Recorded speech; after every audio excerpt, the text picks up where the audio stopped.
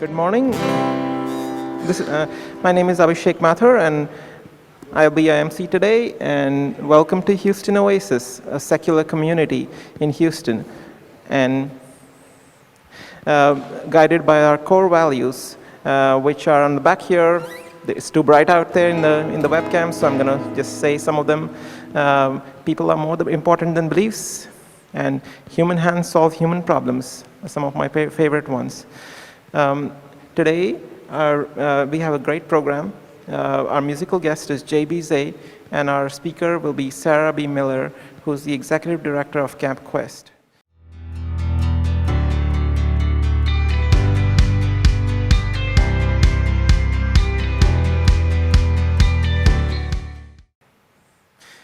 Hello, everyone, and thank you very much for having me today. It's always a pleasure to speak to Oasis. I'm actually on the board of my local Oasis in Virginia, so I'm happy to be meeting more of you by proxy today. But what I'm here to talk to you all about today is Camp Quest, and as Abhishek mentioned, I'm the executive director. I had worked there for a couple of years before I became the director. So all in all, it's just about 4 years now that I've worked with Camp Quest. And I think some of you already know about Camp Quest, but if you're not familiar, let me tell you a little bit more about us. And I'm going to share my screen so you can see what we're about. And what I'm showing you today is actually our website. So if you're interested, you can always go back on the website directly and look at more. Camp Quest was started in 1996, and what we have here is a picture actually of our first cohort with all of the human and non-human counselors that were there. So that was a small group. I want to say it was about 15 kids in total. And from those humble beginnings, we have grown.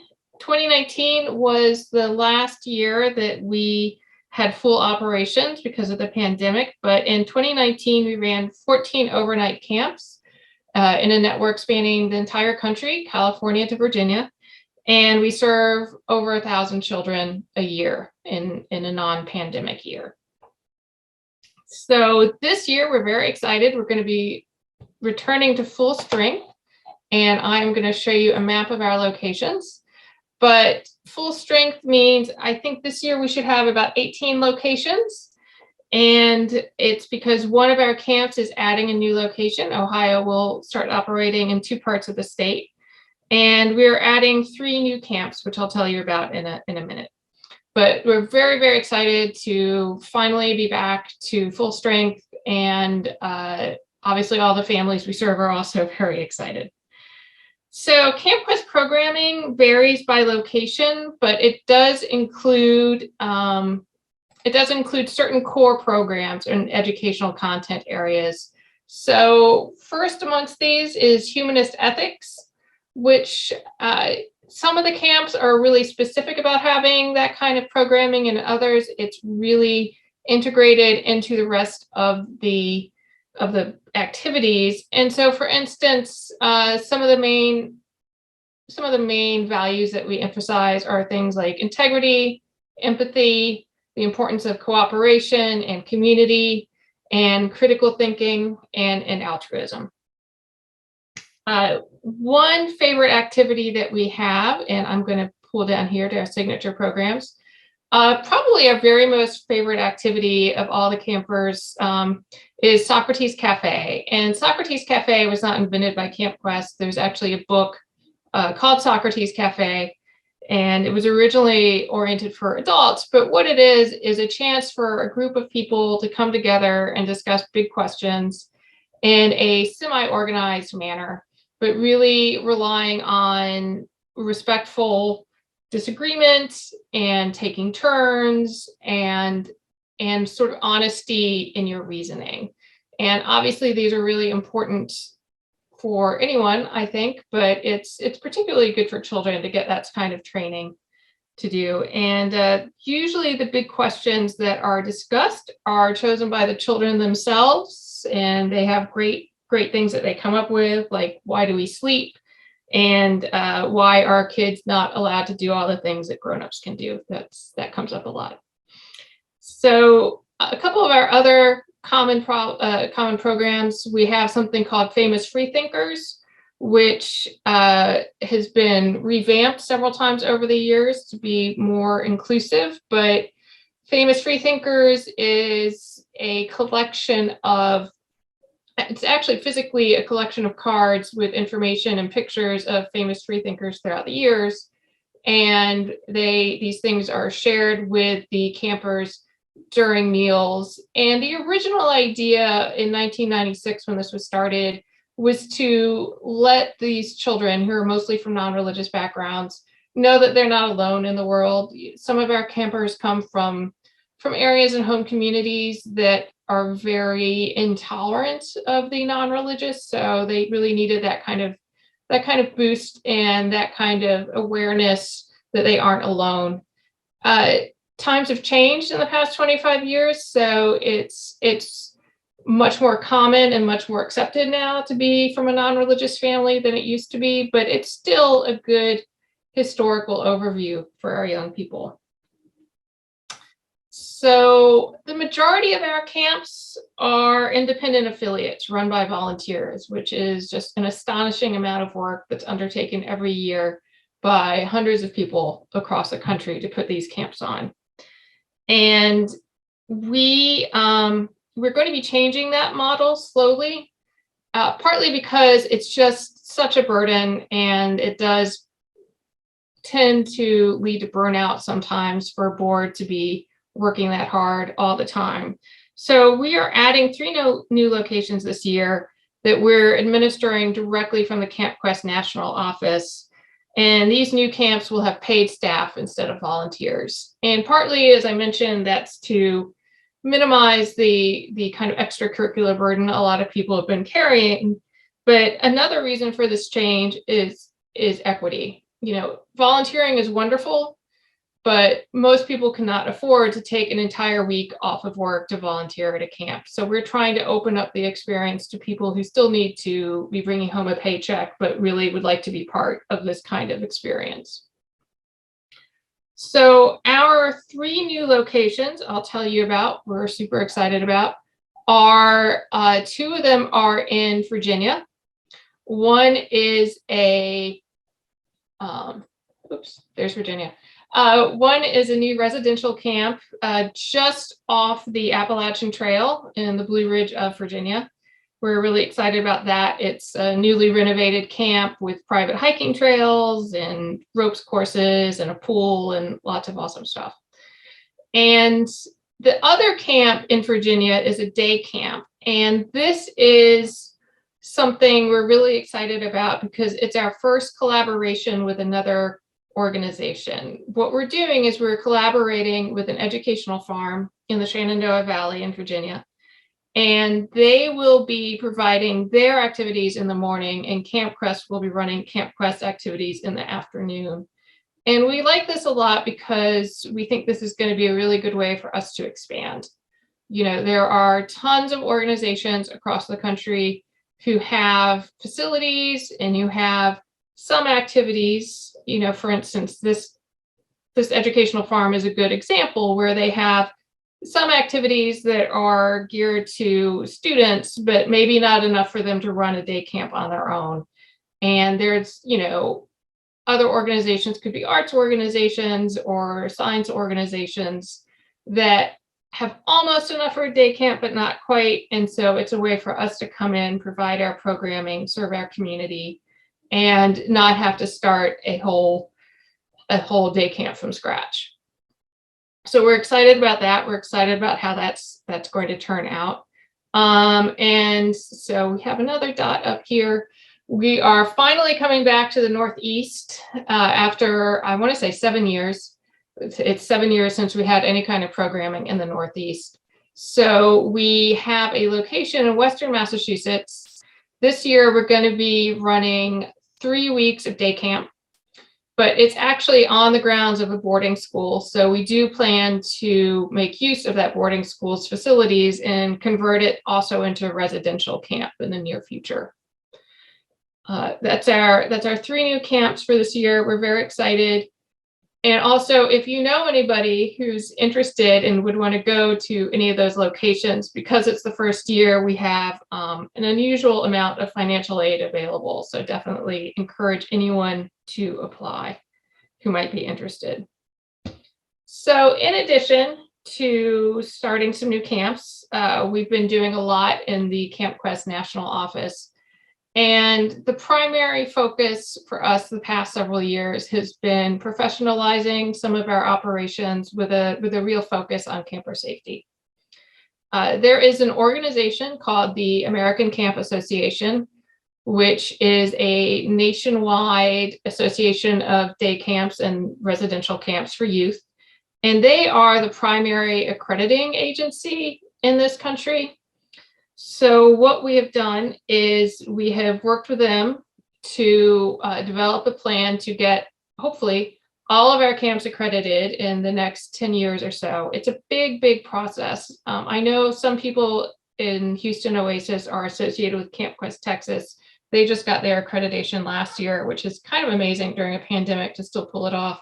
But it usually takes a couple of years to go through the entire process of accrediting your camp. So that's a big deal. So far, we have 5 camps accredited. It was slowed down a little bit by the pandemic, as you can imagine. But it's very important to us to know, first of all, that we're following best practices for the safety of our campers, and also to be able to demonstrate to the wider world that we're serious about this kind of safety. We've also updated our licensing, the licensing of each Camp Quest with the National Association. And their licensing guidelines actually also reflect ACA guidelines. So while the other camps may not be formally accredited, we are holding them to those standards. Another thing that we are instituting starting this year for safety is we have signed a contract with a sex abuse, child abuse hotline, which again is a third-party hotline that's going to be available to anyone to call with any kind of concern. And first of all, that removes any concern anybody might have about retaliation or just not trusting the leadership, our leadership. You know, that's something that comes up a lot in these cases.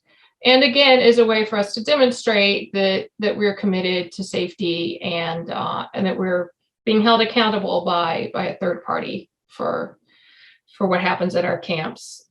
So that's going into effect. Well, actually, the hotline went live last week, but of course, we don't have any camps happening right now. So it's going into effect now. 2 years ago now, COVID years, I have a lot of trouble figuring out how long things take in COVID times. But 2 years ago, we hired a director of camp operations who has 20 years of experience in camps, in youth camps. And she actually has served for the American Camp Association as a visitor to determine who can and can't be accredited. Obviously, she's not allowed to serve that function for our camps, but she does have a lot of experience and we're really happy to have her. A couple of things that we've done that are somewhat less exciting, maybe, but that we think are important. We have instituted a centralized registration program. Before, each of our camps were operating their own registration database. Now it's centralized, so it should be much easier for people who want to send their kids to multiple camps, which actually happens a lot. And also for our volunteers to, if you want to sign up to volunteer, you only have to fill out one application instead of a separate application for each camp. And then last year, we rebranded. And so some of you who have known us for a while may have noticed that we have a slightly altered, very slightly altered logo, but we do have new coloring and some new taglines, such as this: your values, your community, our camp. One of our really specific overarching goals for this rebranding was to make our camp more legible and more accessible to people who aren't part of the traditional secular movement. So as we all know, the percentage of Americans who do not identify as religious has been growing.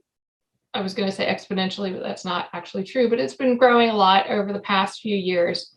And a lot of these people are just not familiar at all with the traditional secular movement. And many of them don't identify as atheist or whatever, don't really know what humanist means. So we kind of wanted to get away from those kinds of terms and just explain what we are in a way that is more understandable to your average family who's not religiously affiliated. And one of the things we've done is really try to emphasize our diversity and inclusivity, and also to kind of explain a little bit what we mean by humanist values. And that's been an interesting exercise for all of us, because I think most of us don't really have a clear idea. There's not a kind of set of clear commandments or anything else that you can say, I'm a humanist, I believe X, Y, and Z. But if we think about it, we can come up with certain base ideas, many of which are pretty standard in our culture anyway. Things like integrity, as I mentioned, things like critical thinking. Maybe critical thinking isn't as widespread in our culture as we would like, but I think most people would still accept it as a good idea, even if they don't always reach that actual ideal. So that's been very interesting for us. And one thing we all, and now I know I'm speaking really for everybody at Camp Quest, is we would really like to integrate ourselves more into the community of, the secular community writ large. And that, again, is a little bit hard to identify sometimes. But for instance, the Oasis network is very definitely, I think, the sort of organization that we would do well to align with, maybe more formally, maybe not more formally. But what Camp Quest does is camp, right? We do camp for young people. And sometimes some of our community members would like us to do more. They'd like us to start doing weekly meetings or after school groups. And the truth is, we don't have the staff for it. We don't have the capacity for that. But there's lots of other groups. There's Oasis, there's Sunday Assembly, there's the American Humanist Association. And I think what would be best for all of us is if Camp Quest does camp, Oasis does weekly meetings, and we kind of cross-pollinate. You can send your kids off to our camp, and then they grow up and they move to a new town and they want to meet some people who are like them, and they can go to the local Oasis. That's really the kind of future that I envision, that I think would be good for us. So I've been talking nonstop for a while, and I'm going to pause now and see if you all have any questions for me. Hi, so I have a good friend that is a pastor, and she is one of the few people that knows I'm an atheist because she's that cool. And I was very excited, felt like very comfortable talking to her about that. And she has a child that is a transgender boy. And I noticed that you have gender inclusive cabins at some of your camps. So does that mean that trans children are welcome? And also, if she's interested in sending her child, even though she's a pastor at a Christian church, I could see her being interested in sending her kids to Camp Quest because she's that kind of cool person. Would children that are currently members of a denomination be welcome at Camp Quest, and how's that handled? So yes to both your questions. I'm going to start with the question about gender neutral cabins and trans children. Yes, many of our camps have gender neutral cabins, and it really depends a little bit just on the physical makeup of the facility, how broadly that's used. I believe this year our Southern California location is going to have all gender neutral cabins and only assigned cabins by age. We have somewhere on our website, we have some information about exactly how that's handled for people who are curious, but basically it boils down to everybody changes in private, and that's also good for not just for kids with gender dysmorphia, but also kids who have some kind of body image or eating disorder. It's also a good practice for them to be able to change in private so they feel less anxious about their bodies. And trans kids or non-conforming kids, gender non-conforming kids are absolutely welcome everywhere. And it's making up a larger percentage of our campers over the past few years for exactly the reason you just described, that someone starts to feel unsure about their gender or sexual identity, that often happens around puberty, and then they maybe are not as comfortable in some kind of religious camp or something like that where they've been, and so their parents or the children themselves find Camp Quest and go there. So that's absolutely okay. And also we just kind of accept whatever the child announces to us or chooses, and sometimes in the middle of the week they change their mind about which gender they are, and that's fine, we just go with it. The second question about children from religious families, yeah, that's absolutely fine. We have several religious families that send their kids to Camp Quest, and sometimes even some of our counselors identify as religious. It's really important to Camp Quest in general that children themselves are not identified by us anyway as being atheists or religious or anything else. The whole idea is that you grow up and you make up your mind for yourself, and that's not something that should be imposed by your family or by anyone else. So yeah, absolutely.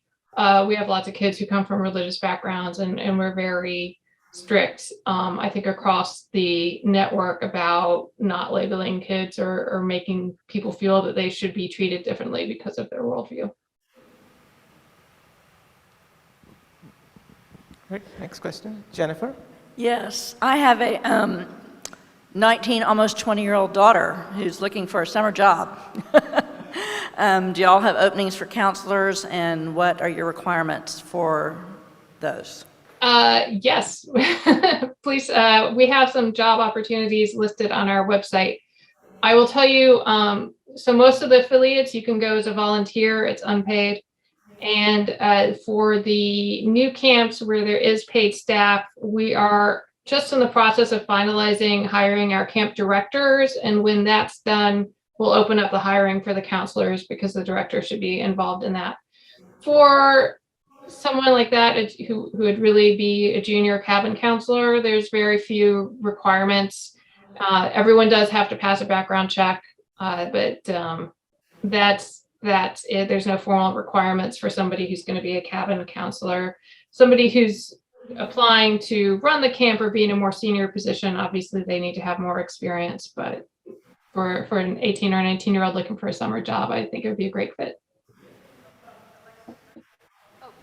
Yeah, we have a follow-up to that. A follow-up question from Jennifer. So, so she's at college right now. So do y'all set up interviews by Zoom or something to kind of figure out? Yeah, pretty much all the interviews are Zoom now, but it's much easier. And also, we do have camps across the country. So if she feels like going to camp, near Seattle or in Michigan or something, all of those are available.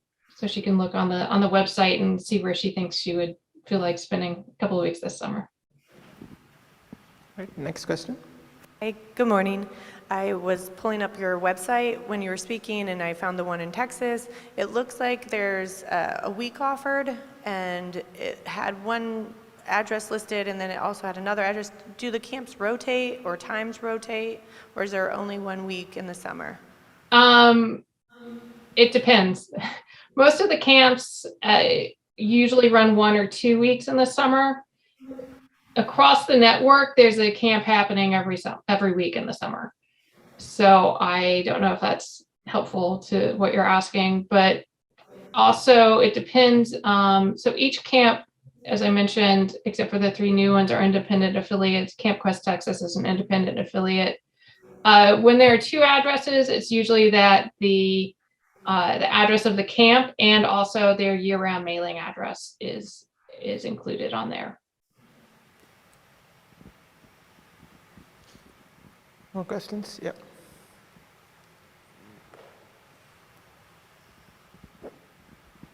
About your one of your programs, the Socrates Cafe, Camp Quest, does that incorporate elements from the theory of knowledge course that's in the high school international baccalaureate program, or no?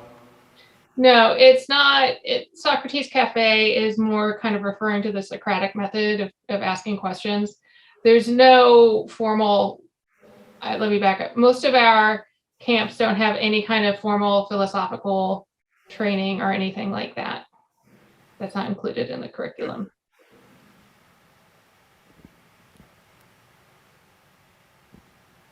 Any more questions? Got one more. Johnny?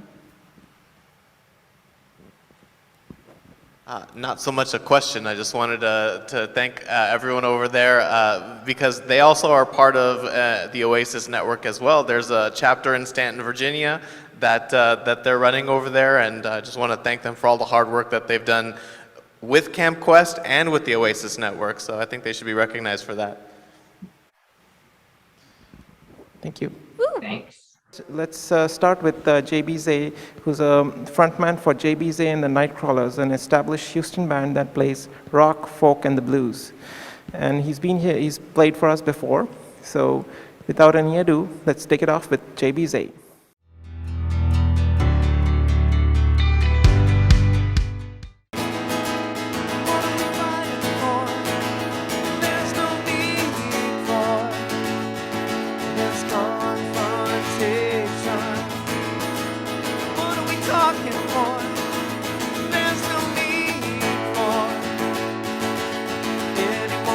Conversation.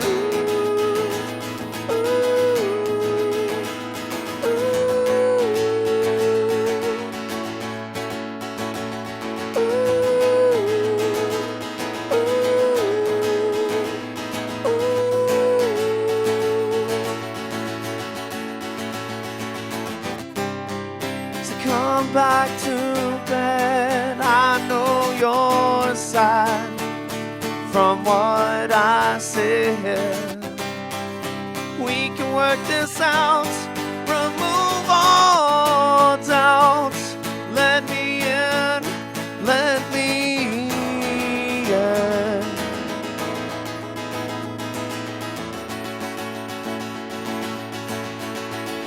Let me in.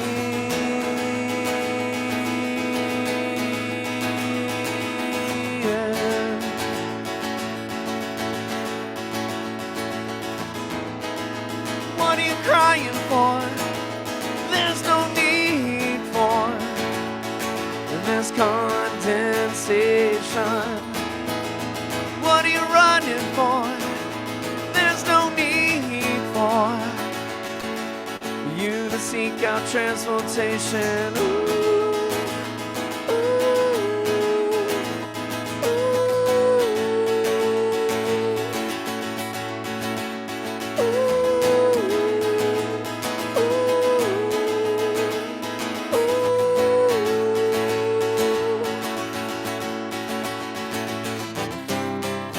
Come back to bed. I know your side. From what I said, we can work this out. Remove all doubts. Let me in, let me. So come back to bed. I know your side. From what I said, work this out.